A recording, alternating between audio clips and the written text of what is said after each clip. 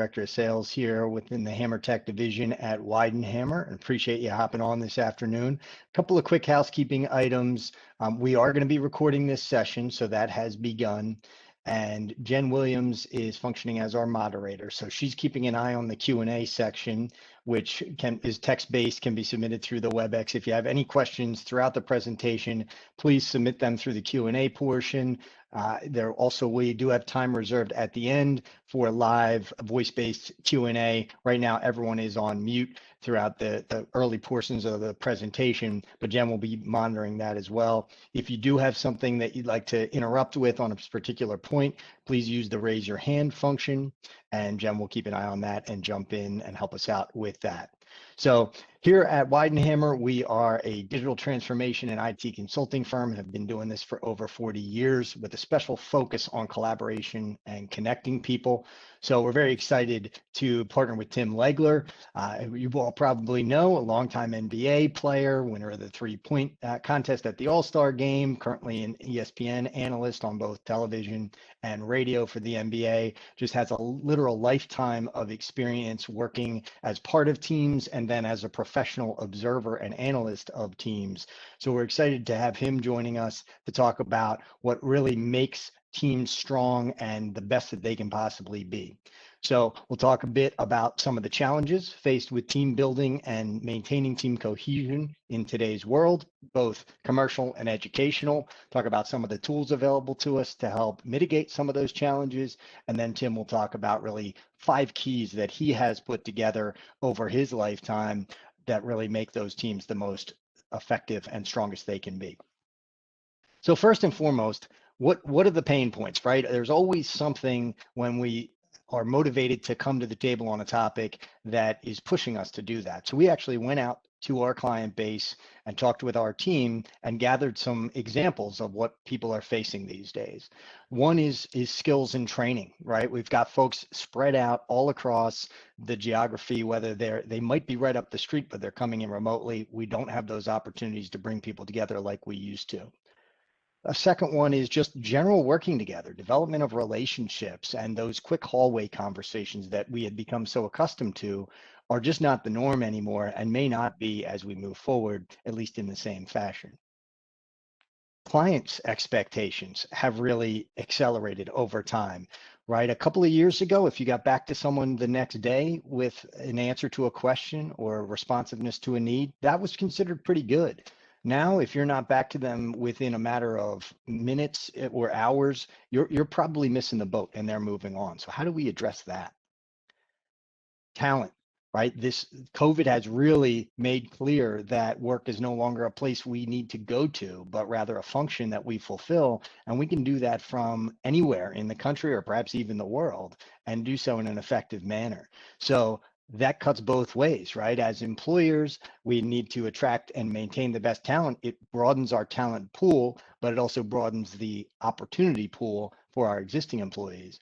As educational institutions, we're trying to attract the best faculty, the best students and folks like that.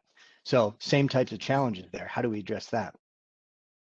People are just frustrated with the simple video call, right? We've been hearing for years that video is kind of the next big thing. And for years, it hasn't really been coming to fruition. One of the big reasons is we've all had that experience of being in a conference room, trying to start what seems to be a simple video call. And before we know it, we've wasted half of our allotted time just trying to get that to work. Frustrating. Too many tools. We've seen an explosion in the number of tools available to us to solve all these various challenges and communication channels, messaging, presence, video, chat, voice, all of those different things. But boy, now we got to manage all that, both from an administrative standpoint as well as a user base, and that's really difficult. So what's causing those pain points? A few main things. Obviously, the shift to remote work. This was already in play prior to the pandemic, but certainly COVID really hit the accelerator on that. And we'll see probably a return over the next handful of months, hopefully, as we get our arms around this thing. But it's unlikely that we'll ever be fully the same way we were now that people have seen what this can do. It's really been a big driver of digital transformation. But it will likely be some form of hybrid, right? Over half people in a recent survey felt that they would be working home at least a couple of days a week. So if that's what most people are thinking, that's what we need to be thinking about in leadership positions. And how are we going to serve those constituents as well as those who are in office? And how do we make sure that those folks can communicate on the same plane, regardless of where they are? These scenarios are just a few examples. I'm sure you can come up with more on your own, but of situations that historically have always been in person. Even if a person was a remote employee or a remote student, we would often bring them in for onboarding, for training, and to deliver classroom material, just to get together for exchanges of ideas in traditional meetings and sharing files and paperwork. That stuff is not necessarily able to be done in the same ways as we're used to. And then what are expectations that we have to live up to? I mentioned the responsiveness earlier, but consumerization, right? In the old days, the company could set and dictate what the technologies that were allowed to be used were. And we still try to do that to some degree for security reasons primarily and management reasons. But everyone has an iPhone or an Android phone or a tablet or a Mac or a PC, and they want to be leveraging those devices and those interfaces that they're used to in the same way at work. Even voice assistants have come into play here. And then the quality of all this, right? They need to be able to do so with high definition video, high definition voice in a way that's easy to use, intuitive, and on the device that they find most effective at a given time to do the task at hand. So these are some of the challenges, and I mentioned earlier the frustrations with traditional video is very much almost 100% of people say they've experienced that. So I'm sure we're all no stranger to that. So how do we address those? Three main components to this. First is to get the right people in, right? Whether that's your students, your faculty, your employees, and your staff. We need to get the right people in the right seats. That's first and foremost. Once you've gotten that, you want to make sure that your processes are appropriate for today's world. This is really an opportunity. It can be scary, but it's an opportunity to rethink the way we've gone about business and put into place new methodologies that allow us to be even more effective than we were before, even though we're spread out geographically in some cases.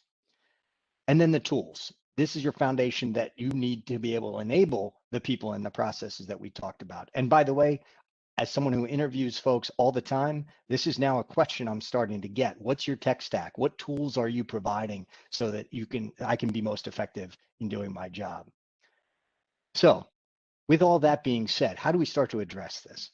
So just to set the table, what are the different ways that we communicate today? The classic is on-premises calling. You've got a phone system, some would have a PBX, might be IP-based, but you've got that voicemail dial tone routing. We're used to that. Some of us may have started to move to the cloud for both our IT infrastructures as well as our communications infrastructures. Might be a hybrid or a mix to add the flexibility, easy spin up, a lot of capabilities, redundancy, and so forth, and just that utility model where we don't want to be in the IT business as a commercial provider or an educational institution. We want to focus on our mission. Messaging, instant messaging, team chat, presence and availability information, knowing how to get a hold of somebody in the way that works best for that individual at that given time, which can be very dynamic. Meetings. We're in a meeting right now. This is being delivered through Webex events, but there are many different ways to do that. They may have in-person folks, they may have remote, maybe a combination. And we need to be able to deliver full featured, rich, secure meetings with video, file sharing, and audio as well. And then let's not forget about devices, right? We all have cameras, displays, dedicated video endpoints in some cases, laptops, tablets, phones, et cetera. And then, of course, the on-prem devices at an office, like a traditional screen for web conferencing or something like that. Now, that's a lot of different things. You could have individual tools for all of that, but then you're faced with some of the challenges we talked about at the beginning. So this is where Webex comes in. And Webex is really a platform, but it's an application as well. So this is what it looks like. I'm not going to get deep into feature function here. We can certainly do that at a different time if you're interested. But The key elements here are, this is, as you can see, it's a simple interface. You're probably used to it in some form, whether it's meetings or messaging, depending on what your organization defaults to. But all of those different methodologies that we talked about in ways of communicating, voice, video, messaging, presence, conferencing, meetings, those are all built into one consistent interface, regardless of the device type, regardless of your iOS, regardless of your location, and there's no sacrifice of security or the actual user experience. The same holds true on the back end for administrators, for any IT folks that we have on the line. So very simply and quickly, I can escalate a text chat to a voice call, to a video call, to an actual meeting where we're sharing screens, files, adding different people to it, all done so securely and with just a couple of clicks, and in a way that after that's done, there's persistence of those conversations so that I can either view a recording, review some of those files, or otherwise interact with the other individuals involved in that meeting in an effective way, and do so as long as necessary for that project, initiative, or conversation bears fruit. So overall, there are a lot of different solutions for this, but quick rundown, why Webex, right? First is that consistent experience. This is probably the number one reason. We can't be relying on our users to take a ton of training, to constantly be educating themselves on how to use this stuff. To use the old cliche, it just needs to work, right? It needs to be something that we don't have to think a lot about. It just does what we need it to do in the manner in which we expect it. It's end to end. This is something that we often forget about, quite honestly, because we focus on the experience, as in the first bullet. But administrators know that in a situation where you've got one provider for your underlying network supporting the whole thing, one provider for your applications, another provider for your video, yet another for your endpoints and video devices and phones, and on down the line, if something goes wrong, it's very difficult to ascertain exactly where the issue is. You get a lot of finger pointing. There's not that classic one throat to choke, right? One number to call when you need something. It's also difficult to troubleshoot and find out where that is. So your experience suffers because of that. Not the case with Webex, which is Cisco end to end. Advanced security probably doesn't get talked about enough either. We don't want to be worried about confidential conversations being exposed to other individuals or even governments we've seen. We don't want private information and proprietary files to be exposed. Security needs to be built into the platform from the ground up, which is the case with Webex. Sensors and intelligence, particularly in a COVID world, and as we emerge from this, we're still concerned about contact tracing, about the social distancing, and then some things that far predated COVID, like resource allocation. I'm sure we've all faced the frustration of trying to use a conference room, finding that it's booked so we couldn't use it, and then we walk by and there's nobody in there because it was just a recurring event that no one bothered to erase from their Outlook calendar. We can actually leverage sensors to determine, are there too many people in, maybe on a social distancing concern. We can alert people to, hey, maybe space out or have a few people leave the room. Or we can intelligently determine which rooms are not being used at which times and allocate resources that way. So really pretty powerful stuff that's very easy to use. Integration and automation. Everyone on this call, I'm sure, uses some form of application like an ERP system, CRM, learning management system, and on down the line. And we talked at the beginning about the challenge of maintaining all of these different systems and communications tools for both the end users and the administrators. Webex can integrate with those to automate processes, reduce risk, reduce the likelihood of errors, and also make things seamless and allow people to stay in one set of tools and one platform without having to bounce from application to application. And then not to be forgotten is the flexible deployment models. Not everybody's ready to go all the way to the cloud. Not everybody's ready to go into a situation where they are upgrading every location that they have. You might have phone systems, for example, at different locations of various ages. Webex's licensing model allows you to move at your own pace, that's appropriate for your organization and integrate together with your existing systems to have a consistent experience so your users don't even realize that you're running multiple systems as they start to gain the efficiencies and additional capabilities brought forth by our Webex platform. So I've talked a lot about the tools. This is very high level, right? This, we could spend hours on just WebEx and the platform, and I'd be happy to do so with anybody in a separate session, one-on-one, customized for your team. But I want to make sure that we have plenty of time for Tim to talk about just his wonderful experiences as both a professional athlete and a professional observer of athletics and teams, and what he has found make the most effective teams over time. So very excited to have you here, Tim. Thank you so much. Appreciate it, Jody. Thank you very much. And it's really my pleasure to be here. And I want to start by, first of all, just thanking everybody at Weidenhammer for giving me the opportunity. I'm always honored and very excited to be able to come and share my message and share some of my experiences as not only a professional athlete, but now for the last 20 years at ESPN and Sirius Radio, covering teams, analyzing teams, breaking teams down, having an understanding over 30 years associated with professional sports, what makes great teams tick. And there are a lot of different qualities that teams have, but I personally think you can break it down into 5 key ones that every team has that wins. It's non-negotiable for me in a lot of ways. And I'm going to get into that in a second. I just want to, again, thank Jody and Tony for this opportunity in particular, and my good friend Jen Williams also for connecting the dots here and helping to make all this happen. I think, over the years, Jen certainly knows some of the things that I'm passionate about, primarily my wife, my kids, my teams that I follow, sports, which have been an enormous part of my life, and my profession. And these are the things that now I'm going to try to take some of the lessons I've learned in association with all of those things and talk about what I just think, if you really want to break down a team and get inside of it and see what is it that makes this team win and this team struggle. And I think there are 5 things that really gets that. But before I dive into it, I always think it's important anytime someone speaks to get an idea, like, who is this guy? What's his background? Why does he belong here? What does he deserve? Why does he deserve this opportunity? What are his experiences? What's his background like? So I want to just fill you in a little bit of that, so you have a better feel for who I am as a human being and what my path has been like, because it's not maybe the typical path of a professional athlete to get me to this point where I'm sitting here in front of all of you speaking. So I was just a average kid born in Washington, D.C., lived in Baltimore for 11 years.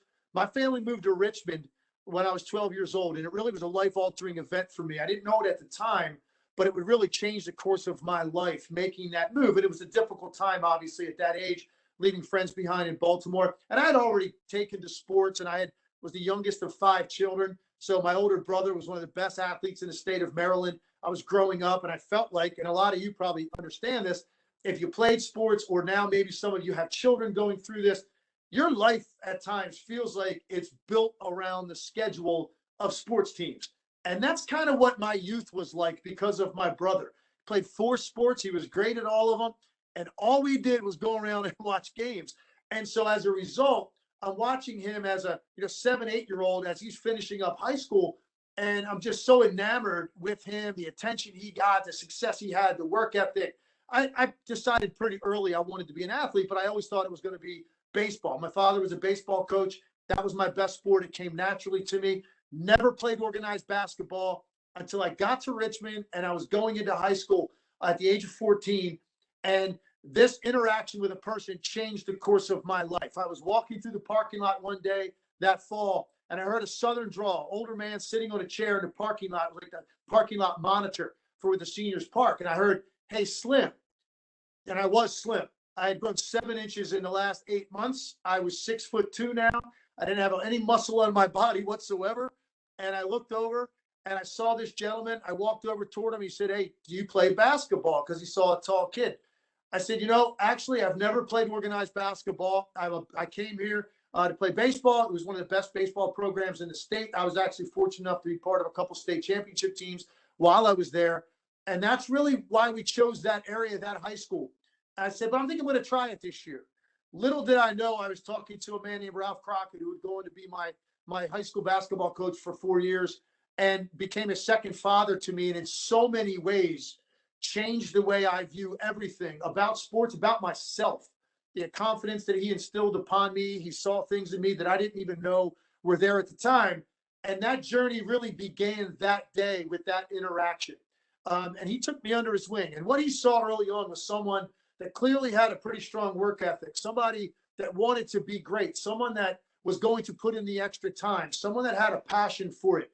And then obviously you have to have some athletic ability and talent, but I was raw and he was going to cultivate that and show me how to get better. And the main reason I fell in love with the game of basketball at that age was because it was different than other team sports. I didn't need anybody else to get better. I liked that aspect of it. If you had a ball, pair of sneakers, and you could find a hoop anywhere in town. Mine was an old piece of plywood my dad put up in the driveway with a rim, drilled into it. Didn't even have a net. That's the first hoop I played on. But I didn't need someone to rebound for me, someone to, if you're a baseball player, someone's got to pitch to you. Someone's got to field the ball out in the field. You need other people. If you're a football player, the same. Basketball, it was just me, a ball, a pair of sneakers, and a hoop. And I could spend as much time as I wanted to getting better.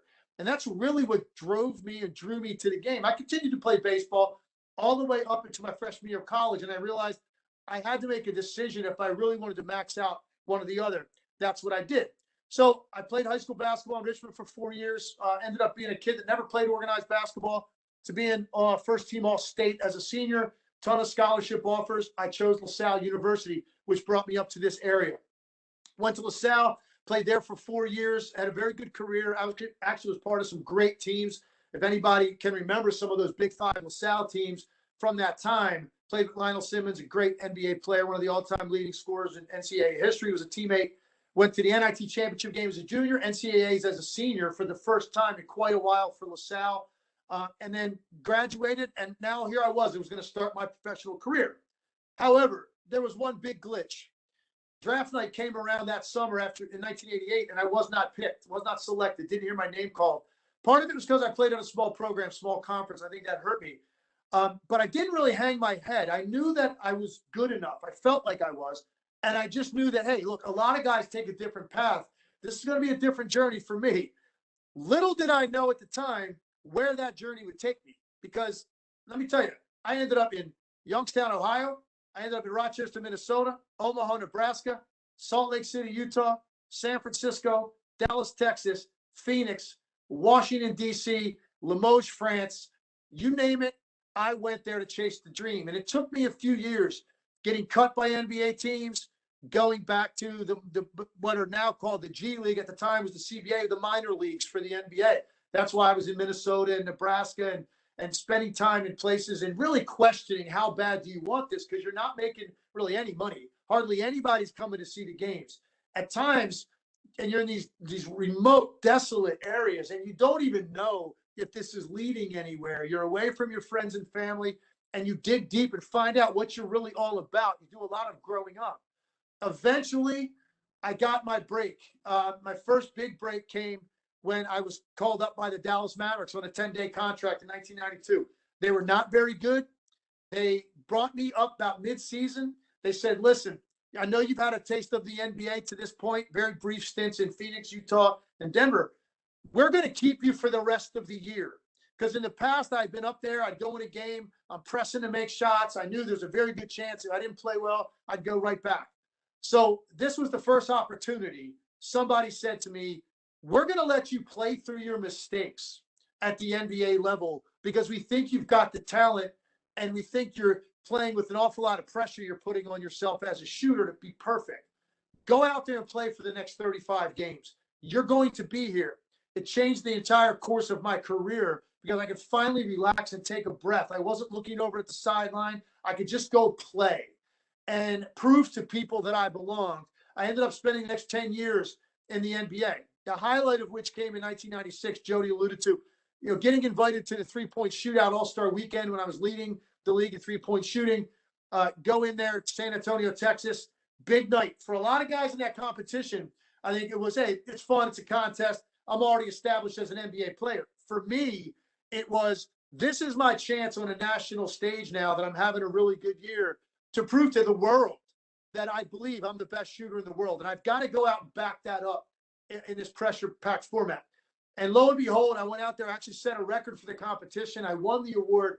And it kind of has been this signature moment in my career that has led to, much greater success in other aspects of my life associated with basketball. So it really was this defining moment. My daughter, my oldest child, my first child, was born that week. My dad had passed away a couple of years prior. So there was so much emotion going through me at this time, thinking, wow, I finally was able to achieve the goal that I set for myself way back when I was first starting to play the game. However, something happened at the end of that season, the greatest year of my career. I was 29 years old. I was just about to the end of the season, game 81, playing in Washington. And I checked into the game, and I caught the ball.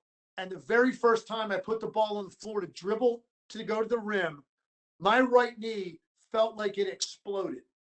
I tore 3 major ligaments at the same time. I dislocated my kneecap. I tore my quad muscle away from the bone.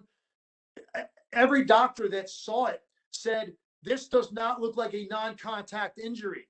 It almost looked like something that you'd suffer in a horrible car accident. That's the type of damage that was done to my knee. I was 29, and I didn't know what the future held. I played 3 more years in the NBA. I never really was the same. It altered what the next 10 years probably would have looked like for me, and probably in a lot of ways what my legacy was as a player. I ended up retiring at 33 years old. Didn't know what I wanted to do. The first thing I did was go back while I was trying to figure it out, the next move. I wanted to further my education. I went to Wharton. Wanted my MBA. I knew I wanted to further my education, and I could have gone a different route, maybe gotten it an easier way. But of course, I'm going to go bite off Wharton. I go into the executive program there, spent 2 years there, got my degree, was graduating from Wharton in May of 2002, and figuring I was going to go into the white collar world in Philadelphia, and met brilliant people in the program. Let's go start a business, be an entrepreneur, ready for the next challenge. Fortunately for me, the way it turned out, I get a phone call from someone at ESPN. They had seen me do interviews over the years, asked me, hey, any interest in broadcasting? I said, not really, but what does it entail? They said, well, look, go up and audition and see what they have to say. Maybe you'll hate it. Maybe they won't like you, but give it a shot. I went up there. Long story short, I'm completing as we speak my 20th season at ESPN. And it gave me tremendous flexibility with my life to be able to be a dad to my 2 kids, to be able to pursue my passion, stay connected to the game. And it's been something that I've absolutely loved. It's a second home to me, and it's been tremendous. And so in a lot of ways, that has brought me to this moment where I can now feel like someone can give you some insight. Some of those teams I talked about, the places that I had to go to make this dream happen. Some of the teams I've covered as an analyst, some of the teams that I have seen implode or I have seen thrive, and some of the teams I've coached myself, because coaching youth basketball has been an enormous part of my life, whether it's AAU program or my basketball camp every year. Literally worked and interacted and taught thousands of kids over the years. And so I see also there what makes a good team. And it's amazing. I don't care if it's the professional level, college, down to the youth, or just recreationally, if you go play pickup ball at the health club, there are qualities and characteristics that great teams have in common. So let's get into it. First and foremost, believe it or not, it sounds simple, but what I have noticed in my life is a positive approach changes everything. So what I mean by that is the teams that typically have the most success, and I'm sure you feel this way about your workplace, and I know we're all in a challenging situation right now. We don't have the same human interaction that we used to have. So it's a little bit more difficult to project that positive approach when you're doing everything digitally and virtually. It's just tough to make your passion come through, to have those connections that enable you to advance things forward, whether it's a project or whether it's a team trying to build toward winning a championship, whatever it may be. But positive approach, positive outlook. Now, what do I mean? For instance, if you view it as work, probably that is going to be projected onto the people that you're around every day. And I can say, for me, one of the reasons I was able to succeed and get to the NBA and take the route that I did, I never viewed it as work. I viewed going into a hot, sweaty gym in the middle of the summer and working for 2 hours on my game, or going to the weight room, or running the steps at the football stadium, or getting out on the track in Dallas in August in 100-degree heat. I never viewed it as work. I viewed it as chasing my passion, and I viewed it as, this is a way for me to get better and for me to chase my dreams. And I hope no matter where you are at what stage of your life, you never stop continuing to have dreams and goals and places you want to get to. So I think just a simple positive approach is something that I have found most great teams have in common. I think mindset is a choice.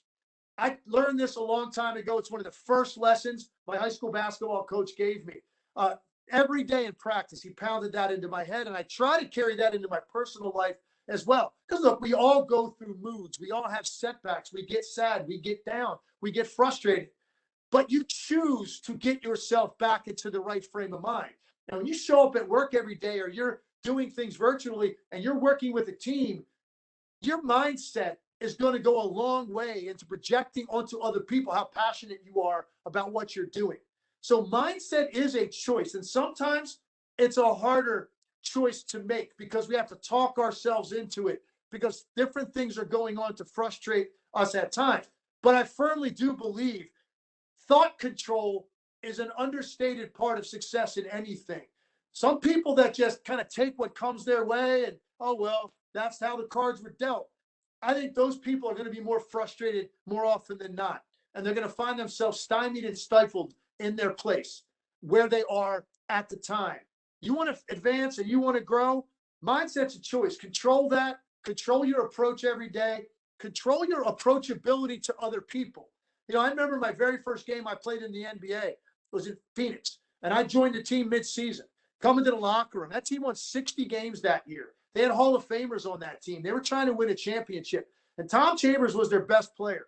And Tom Chambers was a guy that I found out pretty quickly was very inconsistent in his demeanor. Like, some days you'd come in and you could joke around with him. He'd have a smile on his face. Other days you could tell he put off, I don't really want to be bothered right now, Rook. Just leave me alone. Do me a favor. Go grab me a Gatorade and bring it to me in the weight room. You know, some hazing. So you started to learn early on, you have to adapt to personalities. But the choice to be positive, I think, is something each of us can make, and it absolutely can affect the other people that you're with. And most great teams view it that way. They want to make sure that they're infusing that positivity on other people. Humility is endearing. This is another quality. When I talk about mindset approach, I think people that don't take themselves too seriously and have a humility about them, and believe me, I've been in a couple industries it's hard to find sometimes. Certainly professional athletes can be difficult. And you talk about egos, there are no bigger egos than what I do for a living now. In the world of media and television and radio, everybody's fighting for that next opening, that next spot, that next anchor job, increase in salary. It's so competitive and so exclusive that egos are enormous in my industry. But you have to be willing to be humble at times. And I'll give you my great humility story. So a guy like myself that covers basketball, obviously, if you're a niche basketball fan, you're probably going to recognize me if you watch basketball on TV, whether it's NBA or you're going to listen to Sirius Radio, ABC. You're going to see me on those platforms if you're looking for hoops, because I'm on there talking about it. And so over the years, I'll be out somewhere in public, and my kids started to call it this first. They call it the look. But what's the look? The look is when you're at a restaurant, or I'm at a clothing store, or I'm at a bar, whatever it may be, and someone's kind of looking at you, and you can tell they're trying to put it together. I know this guy from somewhere. And the kids pick up on it first. My wife has now come to see what that is, and we call it the look. And it's because they recognize you, and invariably, they're going to come over. They're going to say, hey, are you Tim Legler, ESPN? Yep. And then they're going to ask you a basketball question, and you have a nice interaction and a nice discussion about it. Well, this one particular time, I was in San Francisco, and my wife and I were walking around Fisherman's Wharf. And we had just come from lunch, and we had a little takeout bag from Cheesecake Factory, and we're walking out along the pier, getting ready to jump on a cab or something, go back to the hotel. And sure enough, we're standing there looking around, and I look over, and I see this young couple. The guy's giving me that look, and I kind of elbow my wife at this time. I don't really typically do this, but this one particular time, it was so obvious to me that this guy was about to come over and probably hit me with Kobe or LeBron. Like, that's like the number one question I've got my whole life. Or Kobe or MJ. Which guy are you, right? You hear that question. I'm waiting for it. Nudge my wife. Babe, here comes the look. He's going to be over here in a second. So I'm standing there waiting. Sure enough, 30 seconds later, here they come. They're walking over. Man comes over, looks at me, says, hey, can I ask you a question? I look at my wife, a little smirk. Here it comes. He goes, is there a cheesecake factory around here? And he will look down at the bag I was holding in my hand. And I've never been reduced in my place more quickly. And by the way, I've never to this day seen my wife laugh as hard as she laughed in that moment. And of course, I just humbly said, you know what? As a matter of fact, there is. It's right down there at the end of the pier. And we had a little conversation. The guy never asked me a basketball question. He went on his way. And that was a great example of how, hey, we got to have a sense of humor in this. You got to be humble. And I think humility is endearing to the people that you work with. So first one, positive approach, show up with the right mindset. It's a choice. Believe me. Don't view it as work. View it as, I am chasing my passion, and I am here today to make sure that all of us together collectively advance this project the best way that we can, because I love what I do. And guess what? Sometimes that might mean faking your way through it. And then also, finally, I think you've got to be humble. Stay humble. It makes people want to connect to you, and your approachability factor is off the charts if you can do that. All right. Second, value strengths, protect weaknesses. This is one of the greatest qualities that any coach can have that wins. And here's what I mean by that. And I'll give you an example from an NBA perspective. Look, not every NBA player is a superstar. There's enough of them in the league. Those are the guys at the top of the food chain. They typically don't have weaknesses. They do it all. They make the big bucks for a reason. That's pretty much who most people are going to tune in to watch. But obviously, you've got a team of 15 guys. Everybody in the NBA is a great player. Everybody's got strengths. What I learned early in my career, when I was trying to make it and couldn't break through, most of those coaches would view me and they'd focus more on my weaknesses. You know, he doesn't handle the ball quite as good as we want. He's not as good a defensive player as we want. You know, maybe he's not as quick as we'd like him to be at that position. And they weren't focusing on what I did better than just about anybody in the league, which is shoot the basketball, compete, high IQ, so I rarely made mental mistakes. These are positive attributes. And I think what I have learned over the years, and I certainly took this into my coaching with the kids I coach, and a guy in Washington, Jimmy Lynam, had the big breakthrough for me and why I had such a great career. He grabbed me early in that season and said, you know what? You're the kind of guy we win with.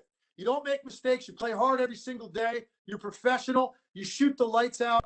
And the things you don't do well, that's my job as a coach, to protect you from those things. And I think if you're sitting there next to somebody every day, or you're working on a project, and this is a big challenge for leadership with a lot of corporations, you've got to value the person for what they bring to the table, because not everybody's the same. We all have strengths and weaknesses. If you're focusing on that one thing that bothers you about that person, or that one thing they don't do well, you're missing the bigger picture and the asset that they are to the organization or to the team. So that, to me, is the essence of what it is to be on a team. Everybody's bringing something different, and collectively, we are going to be able to do great things. And it's up to leadership, or it's up to coaching, or sometimes you as a teammate, to protect that person from their own weaknesses.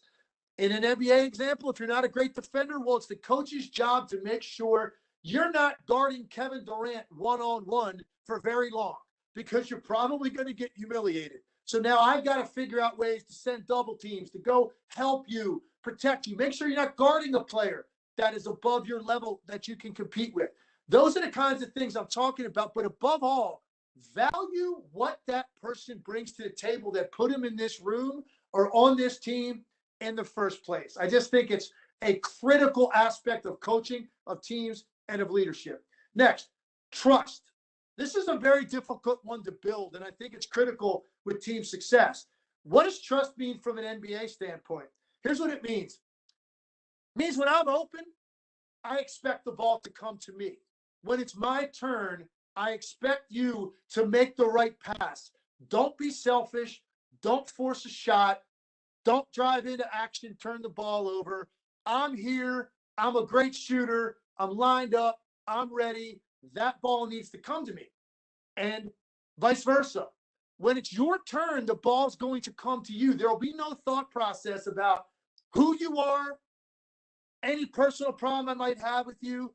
We're out here for one reason, to win this game and eventually, hopefully, win a championship. The only way you can do it is to have trust. It has to be the right play at the right time for the right reason. Great teams have that in common. It's not always going to be your turn. And you're finding this more and more from an NBA standpoint when you're pairing up a lot of superstar players now together, 2, 3 on a team at a time. It's not always going to be your turn on that possession or that night. And you've got to be okay with that. You've got to trust that when it is my night, everybody's going to be about that. And when you can put egos and selfishness aside and trust that you're going to make the right play for the right reason at the right time, it's amazing what you can accomplish by working together. You know, ESPN is a great example of this. You put together studio crews, 4 guys. You turn on the TV, there's 4 guys sitting at a desk, football, basketball, whatever sport it is, baseball.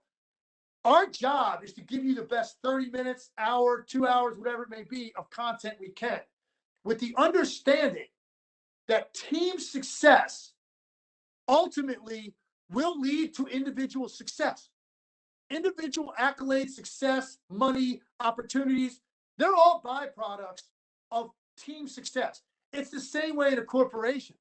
If you take pride in what you're doing every day and understand that what we are doing is going to advance the cause, the initiative, the mission statement of this organization, we are all going to benefit from that. It's a very difficult thing to get basketball players to buy into. I think it's harder in basketball than any sport because every time you catch the ball, you have to make a decision what you're going to do. You know, baseball, for instance, is a little different. You put a bat in your hand, you step into the batter's box, somebody throws the ball, you hit it as hard as you can, and then you run to the base that you're supposed to run to. If the ball's hit to you, you know, catch it, throw it to the appropriate base. Pretty simple. There's a lot of individual components to it. Basketball is 5 individuals that catch it, decide what they're going to do, pass, dribble, or shoot, and they have to do it in the context of the 4 other guys. And when you find that it's a beautiful thing, like the Golden State Warriors for the last 5 or 6 years, it's amazing to watch the ball move, the player movement, understanding that we now have to do this together. We're going to trust in the next guy and understand that we're going to do this collectively so that the team advances. And a byproduct of it, we are all going to be viewed differently as individuals collectively. And we're going to benefit from that. As an athlete, what does that mean? Better contract, more opportunities, better teams, all of those things.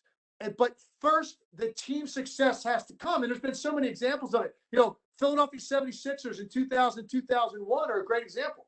This was a team that year had great team success. First in the East, they went all the way to the finals. They lost to a great Lakers team.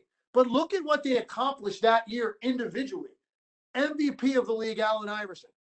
Coach of the year, Larry Brown. Defensive player of the year, Dikembe Mutombo. And the 6th man of the year, Aaron McKee. They won 4 of the major NBA awards only because of the success overall that the team had. So I think trusting each other, that we're all in this for the right reasons, it's going to make everybody look good. It's going to make the product better. And ultimately, all of those individual goals, which are part of all of this, because we're all competitive, those will follow organically. Next, accountability to teammates. Every great team I've ever seen had accountability to teammates. You know, you think about who are you playing for as an athlete? And maybe you can ask yourself the same thing as an employee. Who are you playing for? Because for me, there could be a lot of answers. I could say, well, I'm playing for my family. I'm playing for the fans. I'm playing for my coaching staff. I'm playing for Gatorade and Mercedes-Benz because I want those endorsement deals. I mean, there's a lot of different answers you can give. Playing for myself, some people might view. For me, it was always first and foremost, I was playing for my teammates. I did not want to be that guy to let the guy down that's sitting next to me. I wanted them to know I'd be there every day. I'd show up with the same demeanor. You'd see my work ethic. I'd play through injuries. You could trust me on the court. And I didn't want anybody in that room that was wearing a jersey to ever think I let anybody down. And obviously, those other aspects of your life, of course, they all matter. I want my kids and my wife to be proud of me. I want the coaching staff to love what I'm doing.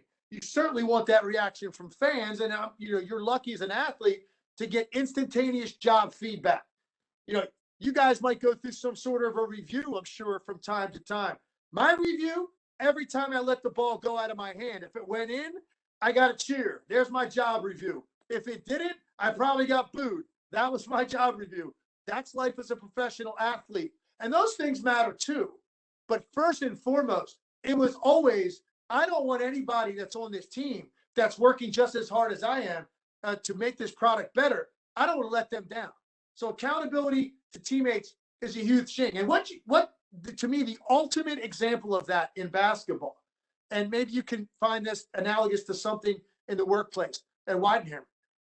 For me, the essence of it is, and I preach this to the teams I coached every day, when you can get a basketball player to run the floor as hard as they can and to cut looking for the ball as hard as they can and to set screens for their teammates to free them up as hard as they can, knowing most of the time they will not get the ball.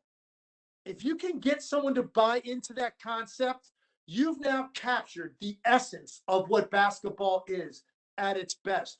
Because a lot of times as a player, I have to run and commit knowing I'm running the floor as hard as I can because it's going to force a defensive reaction to me because I'm running. And that defensive reaction to me is going to make it easier for one of my teammates who's running up the floor behind me to get a shot. And think about the concept of it. It's the ultimate sacrifice because it requires effort and will and an understanding and a trust that it will happen for me as well if that's what it takes. For me, that is basketball at its purest level.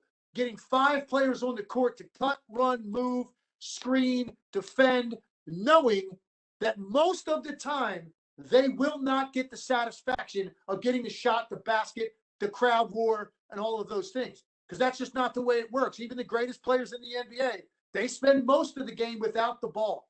Are you willing to do all of those things regardless? The teams that struggle with this and suffer and underachieve and have selfishness breed into their locker room, typically it's because they've got guys on their team that aren't willing to do those things because it doesn't lead to tangible gratification and success. It's an enormous component of team sports, an enormous component of success in the workplace as well. Finally, rally around adversity. This is really what makes or breaks teams. What happens when that sets in? A losing streak, an injury, media criticism, fans get on you, a coaching change, a trade, all of the things that you deal with that are the negatives of the job. What happens after that? What do you do when you lose 6 straight games out of the gate to start the year? If you start slowly on a project, you get some bad news. You don't get the funding or the budget you want for something. You're disappointed. What do you do? Well, for me, the answer is that's the time you have to dig in and you have to really grab the person next to you. And you find out pretty quickly, like, who do you want in that fight with you? And so for me, the great teams, the teams that win, every one of them, every team that's won a championship at any level has gone through some significant adversity at some point. You might not see it. And from the outside, the teams that win often, you might hate them because it just seems so easy, like the New England Patriots, for example, be a great example. San Antonio Spurs in the NBA were like that for a long time. The Lakers, Celtics, like those franchises, Duke basketball, whatever it may be, that you just can't stand because they win so much. I guarantee you there's a lot more adversity they've gone through. They're just better at navigating it, galvanizing the locker room, during times of adversity. The ones that fracture create cliques. The ones that have backstabbing and finger pointing behind the scenes, you lose trust. You lose that positive mindset. You become selfish and insulated. Your team falls apart. And you know what happens? Coaches get fired. General managers get fired. Players get traded. Players get cut. And so to avoid those things, you better make sure you're ready. When the heat gets turned up, you've got to be ready to go to work. And you've got to be ready to fight through whatever is thrown your way. So I sit here and look, and I know my time's about up. I hope that this message resonated with a lot of you. I could talk for hours and hours about these topics because it's really been the single driving force for everything I've done in my life, because I don't apply this just to sports or my job now. I apply this to the way I parent, my personal relationships, anything I do. I just want to wake up with that mindset and go attack and live with passion. And for me, what I have observed in 30 years of professional sports, these qualities are absolutely the same qualities that lead to success in the workplace. And obviously all of you right now are working on something, some project, something that you're paying a lot of attention to. And hopefully some of these qualities that apply to great teams also apply to what you're working on right now. So I really appreciate the time. I would say I thank you for being such a captive audience. I hope you were. I don't really know because I'm just looking at myself right now. So hopefully it was a captive audience. Hopefully you were a little bit entertained and you picked up on my passion for these things. And I'll never forget, last thing I'll leave you with, when I was a freshman in high school, just learning how to play basketball and kind of falling in love with it, Moses Malone came and spoke at my high school. Moses Malone played at Petersburg High School, 20 minutes from where I grew up in Richmond. Most of you know him now as the center on the last Sixers championship team in '83. He said that day, I'll never forget this. He said, a lot of people told me you'll never make it to the NBA. And there was 250 kids in the gym. He said there's 250 kids in here right now. You know what? One of you might make it. Be that one. And I've kind of lived my life that way forever, saying, be that one. So hopefully, if even one of you heard something today that you felt like, you know what, that's a good analogy, that's actually going to help me tomorrow in what I'm doing and help me in the present, then my time was well worth it. And I really appreciate the opportunity. It was an honor to get this chance to talk to you and share my message about some of the teams that I've been a part of over the course of my lifetime. All right. Thank you so much, Tim. Definitely a lot of great information in there. We have a couple questions. So I'm going to start with one, Tim, that is specifically for you. It says, how do you help a team member with negative attitudes shift to a positive outlook? I think, and I've dealt with this many times, and I think a lot of times, first of all, you hope that leadership is aware of that, has a pulse on that. But look, it doesn't always happen that way. I've been on teams before where that was permeating the locker room. There was a problem with one or two guys. And sometimes if it's a different, more of a hands-off approach on the part of the coaching staff or the front office, players have to take it upon themselves. I think the biggest thing you can do is point out to that person the things that you value about them. It's amazing the way that they can start to view the overall process and the atmosphere and environment differently with just some positive feedback. And sometimes that's hard to do. It requires you having to do something sometimes. Maybe you don't think that person deserves right now by the way they've been acting or being, or their morale, right? It's bringing everything down. Sometimes you have to make them understand, we see what you bring to the table, and almost point out to them what a difference it can make if you kind of change your approach to a more positive outlook every day. But I think it starts with making them feel better about themselves. Because I have found a lot of times when you have a guy in that situation or teammate, a lot of times it's because it's something they're battling internally. And an arm around them, a pat on the back, a word of encouragement, or something you point out about how you value them, it's amazing. That can go a long way sometimes in changing someone's approach. Thank you. I just want to make note that if anyone does have any questions or there's anything else that they want to ask Tim, please submit it in either the Q&A section or the chat. And Tim, I also want to let you know we had somebody respond and say, great session, very motivating. So that's always a good thing. Good to hear. It's been noted that now with, COVID and with the shutdown, that you've been broadcasting remotely. So how has that shifted your work at ESPN? Great one. It's a great question because obviously it's been life changing. I was working in studio in Bristol the last time where ESPN's located. The last night I worked was, I think, March 13th, 2020. It's the last time I was in studio.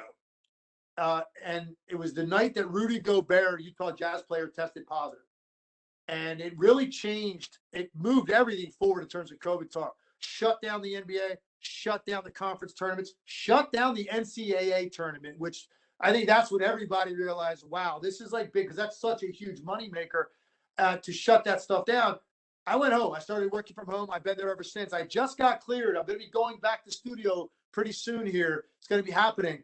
And Jen, to answer your question, here's where it became different. So for me at work in the studio, when I'm in person, I'm dealing with production assistants who are going to be watching games with me, 6, 8, 10 people in a room. We're watching games. They're kind of taking note of what I'm saying, I'm pointing out. And now we're going to determine, okay, this is what we're going to talk about on the show later, Sports Center, studio show, whatever it may be. Here's the plays I want you to put tape together for me. Go make this look fancy, make it look pretty. I'm going to use that tape on TV, and I'm going to go educate people about the game. And we're all a team, and we're communicating in person, face to face. Where I have noticed the biggest difference now being at home, my attention to detail is significantly greater. I can't take it for granted anymore that I can have that body language or a gesture while I'm talking to someone in a room so that they can understand, or pointing something on a piece of paper so they get what I'm talking about from a basketball standpoint. Because for some of these young kids, you think they know the game, but for me, even the way I explain it, it's like, oh, wow, I don't really know what you're talking about right now. You've got to help them through that. And it's a lot easier in person. So now my attention to detail in any note I send, any email I send, any text message I send, any phone call I have, it just has to be more detailed. I've got to be more specific. I cannot take for granted that they're understanding everything, where in person, you can pick up on that vibe from a person by looking them in their eye and their body language. Are you getting this or not? Because we're going to take more time to go through this. You don't have that luxury now. So I'm doing everything through text, phone call, and email for the most part. And I'm getting ready to go on television. And at the end of the day, I'm the one that's going to look like a fool or not. People at home don't know who's cutting this tape. They don't know who the producer is. They know that this guy, Tim Legler, is about to come on here and talk about basketball. And if the tape isn't good, that's my fault, the way I look at it. If it wasn't explained well enough. So attention to detail, I think, has been the biggest change. Fortunately, I'm a detail-oriented person, but this has gone to a completely different level because you're trying to make it look seamless at home. And this is something with many more moving parts because nobody's in the same room. It's been a real challenge. I give ESPN a lot of credit. They're called the worldwide leader for a reason. They've got the best of the best up there, but they had some glitches there the first few months. I think it's pretty seamless now. And now let's see what happens when we incorporate everything back in the studio. I think we're all going to be smarter and do this better going forward because of going through this experience. Awesome. Thank you. So we are at time now. So I just want to say a final thank you to Tim Legler for your time and for your motivation in this speak. I want to thank Tony and Jody for your presentation, and just remind all participants on here that if you do have any additional questions or want to have next step conversations, please feel free to reach out to me or to Jody directly, and we would be more than happy to help you. So thanks again, everyone. Have a great rest of your day. Thanks so much. Thanks.